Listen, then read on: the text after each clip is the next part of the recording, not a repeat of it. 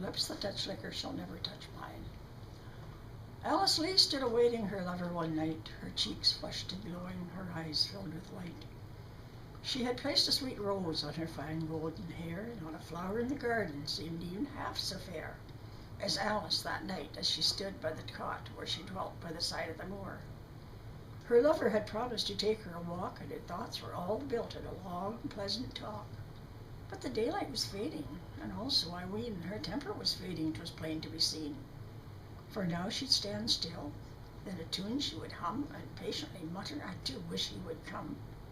You may say what you like, but it's not pleasant to wait, and William has oft kept me waiting of late. She heard a step coming over the moor, but it was only a stranger who happened to speak, and marked a quick flush on the young maiden's cheek. His aged eyes glowing with pleasure and glee as he merrily said, So you're waiting, I see. Now, don't at all think I'm intending to blame, for love ought ne'er be a subject of shame. But I tell you to warn you, I fancy, my lass, your William's becoming too fond of the glass. And oh, if you wish for the love that endures, you will say, the lips that touch liquor shall never touch yours. He went on his way, but the truth he impressed took root and sunk deep in the young maiden's breast. And things that she scarce could account for before seemed now quite clear as she pondered them more. And she said, with a look of deep sorrow and fright, I really believe the old man is right, and when William next comes, I will soon let him know he must give up the liquor, or else he can go. She heard another step coming over the moor, and before she could speak, a strong arm held her fast, and a manly voice whispered, I've come, love, at last. Oh, so sorry to keep you waiting like this, but I know you'll forgive me, so give me a kiss. She shook the bright curls on her beautiful head. She drew herself up, while quite proudly she said, Now, William, I'll prove if you're true. You say that you love me? I don't think you do. Now, if really you love me, you will give up the wine, for the lips that touch liquor shall never touch mine. He looked quite amazed. Why, Alice, 'tis clear, you are growing quite jealous, my dear.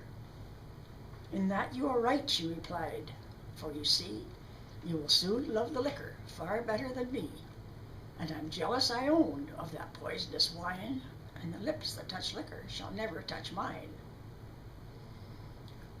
He grew quite amazed. Why, Alice, 'tis clear you are growing quite jealous, my dear. In that you are right. In that you are right, she replied, for you see, you will soon love the liquor far better than me, and I'm jealous, I own, of the poisonous wine, and the lips that touch liquor shall never touch mine. He went on his way, but the truth he impressed, I said that before, took root and sunk deep in the young maiden's chest, and things that she scarce could account for before seemed now quite clear as she pondered the moor. When she said with a look of deep sorrow and fright, I really believe the old man is right, and when William next come, I will soon let him know he must give up the liquor, or else he can go on repeating it. He stood all irresolute, angry, and perplexed. He grew quite amazed. Why, Alice, 'tis clear you are growing quite jealous, my dear, and that you will see. I cannot remove it from hence. See, you must give up the liquor, or else you can go. He grew quite amazed. Why, Alice, 'tis clear you are growing quite jealous, my dear. In that you are right, she replied, for you see, you will soon love the liquor far better than me. He grew then quite angry. Confound it, he said. What nonsense you got in that dear little head. But I'll see if I cannot remove it from hence. And he talked, but he never could move her an inch. He was all irresolute, angry, perplexed. Never before had she seen him look half so vexed. But she said if he talked all his life she'd not flinch. And he talked, but he never could move her an inch. He then bitterly cried with a sigh and a groan, Oh, Alice, your heart is as hard as a stone. And though her heart beat in his favour quite loud, she still firmly kept to that vow she had vowed. And at last, with neither a tear nor a sigh, she said, I am going, so William, goodbye. Nay, stay, he then said, I'll choose one of the two. I'll give up the liquor in favor of you. Now William has often great cause to rejoice. That hour he made sweet Alice his choice. And she, by the use of a long, useful life, by the fate of a long, useful life, has made him his dear little wife.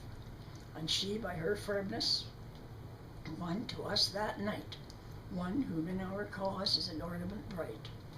And oh, that each fair maid in this temperance band will say, I'll ne'er give a heart nor a hand to one whom I ever had reason to think would take one small drop of that vile, cursed drink. And to say when you're wooed, I'm a foe to the wine, and the lips that touch liquor shall never touch mine.